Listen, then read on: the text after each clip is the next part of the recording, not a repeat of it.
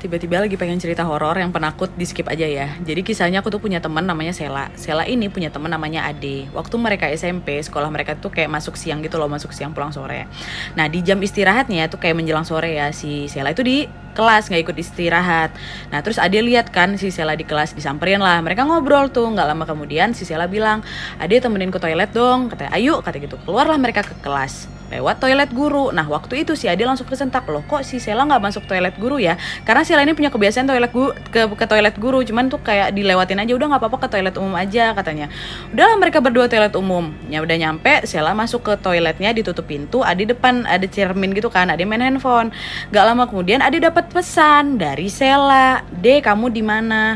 Waktu itu si Adenya mikir, oh ini mungkin SMS tadi siang ya, aku baru baca sekarang. Karena dia tahu si Sela dalam kamar mandi.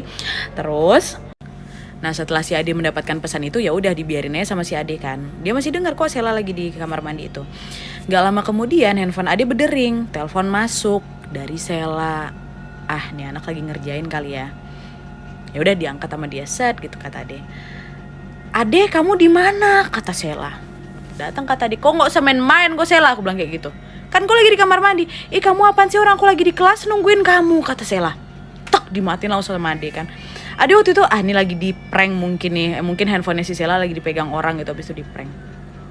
Karena dia tahu nih masih ada aktivitas kok di kamar mandi itu. Terus tiba-tiba nggak lama kemudian kebuka pintu kamar mandi itu. Orang Sela kan lagi dalam kamar mandi. Dibuka set gitu.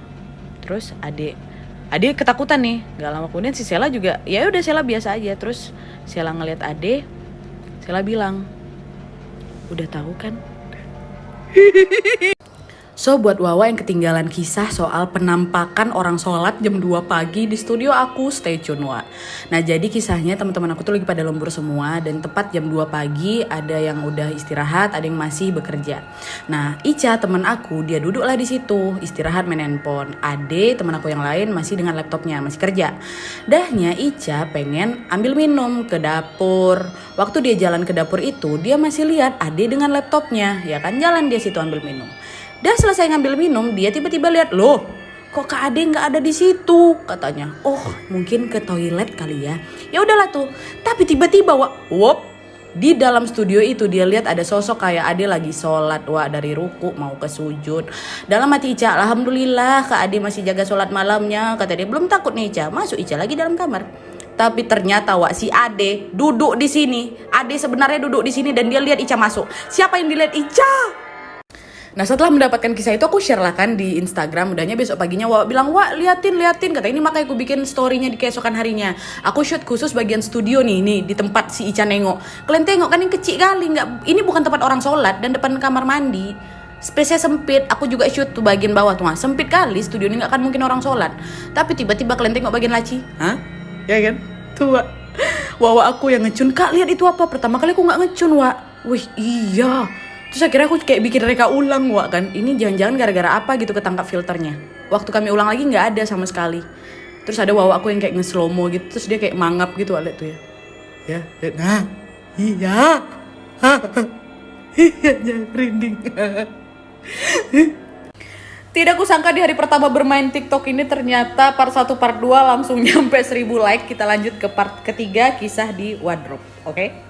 Nah jadi ceritanya hari itu adalah hari Minggu dan ini sudah jadwalnya untuk menservis AC. 2 orang dari tim servis datang ke ruangan ini. Lalu teman aku yang namanya Ade kebetulan lagi di kantor, dia duduk di sini untuk sekalian mengawasi mereka berdua.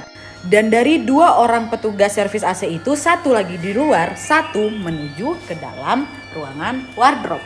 Terus menurut kesaksian Ade, pada saat abang yang sendiri mau masuk di ruangan wardrobe, kenapa gue merinding? Bentar lu. Nah terus tiba-tiba pada saat abang itu masuk, dia terkejut gitu. Dan tidak lama kemudian setelah dia terkejut, dia bilang, misi. Padahal tidak ada orang di dalam wardrobe ini. Mungkin dia permisi sama dadum dam dum, darum dadum dam dum. Maybe.